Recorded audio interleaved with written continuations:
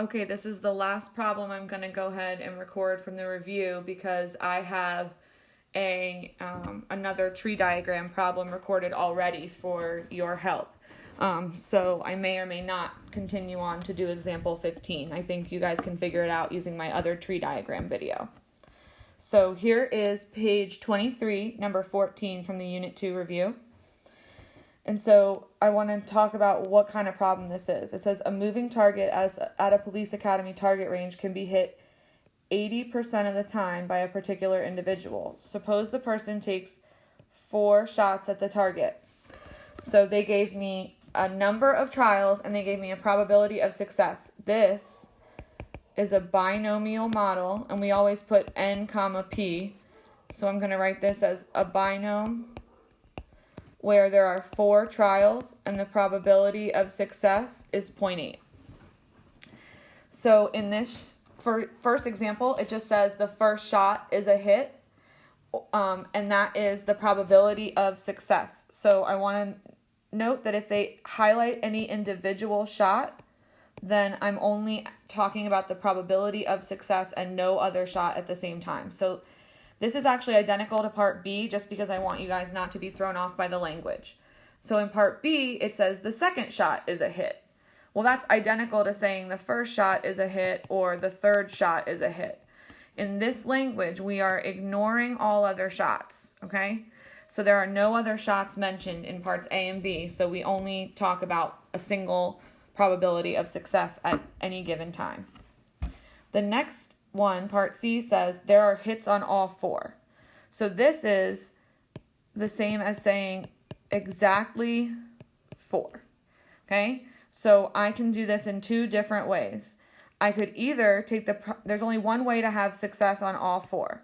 That's to take the probability of success and multiply it by itself 4 times, meaning the first shot, second, third, and fourth were all successes. This is the same as 0.8 times 0.8 times 0.8 times 0.8 4 times, or 0.4096. This would be identical to doing the binom PDF at 4. That is identical to a binom PDF at 4. How about there are misses on all 4? So instead of using the binom PDF or CDF, let's think about how we just determined there are hits on all 4. This is success, success, success, success, 4 times. So misses on all 4 would be failure, failure, failure, and then failure. And just to remind yourselves, Q is equal to 1 minus P, if you need a note for that. So if P is 0.8, then Q is 0.2. And I'd multiply this times itself 4 times again here, like we did in the previous example. This leaves me with 0.0016. Okay. Now, part E is different. This says the third shot is the first one made. So all I know right now is that if I made the first shot and it's the first one, then I missed the first, I missed the second, and I made the third. I have no idea what happened after that. It doesn't say anything about the 4th shot, so we ignore it. So we take Q, multiply by Q, and then multiply by P again for that last successful shot. And this is 0.032. Now, what I say is if I know the location of the successes, I can multiply. So if I know where the successes are, I can multiply. Otherwise, use the binom CDF or binom PDF, like I show you in my binomial notes on the previous page in Canvas. Okay, so this language right here is telling me to use either the PDF or CDF. So if it says exactly 2 hits, that's equivalent to saying the binom, and if we're saying exactly 2, that's a PDF, and we always put in n, comma, p, comma, q, or comma, k, excuse me. So it's 4, comma, 0.8, and then if I want exactly 2, then my last number is going to be the number of hits I want in this particular attempt.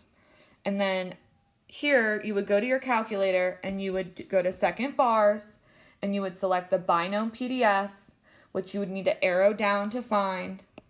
And the answer here, once you put in this information, either using the prompts or you use commas just like I wrote it, is 0.1536. Okay, other language, at least 2. I want us to think about this. At least 2 is like adding up 3 or 4, right? But I could also do this as thinking about 1 minus the stuff it's not including. So if it's at least 2, that's 2 or 3 or 4. So I'm leaving out 1 or fewer.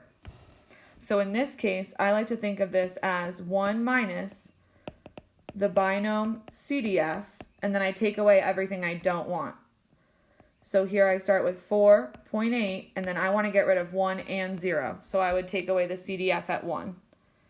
And if I go to my calculator all at once, this is not equal, this is approximate, I would get 0.9728.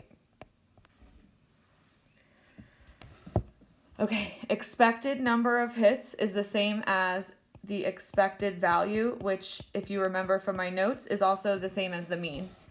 And the mean for the binomial model is the same as taking n times p. So I take 4 and I multiply it by 0.8 and I get 3.2 shots. That's my mean, x bar. Okay? I'm going to keep going. One more thing. I'm sorry that I'm filling up the page with all my writing, but I think it's mostly helpful. The standard deviation, we'll do this again one more time, even though this is in my example video. We want to keep this all underneath np times q, all underneath the square root. So let's go, this would be like 4 times 0.8 times 0.2, all underneath the square root. And once you do that in your calculator, you get 0.8 shots. So that would be my mean and standard deviation for this binomial model. And that's it for the hardest problems I found on the review. So keep watching these videos as many times as you need and let me know what kinds of questions you have for me.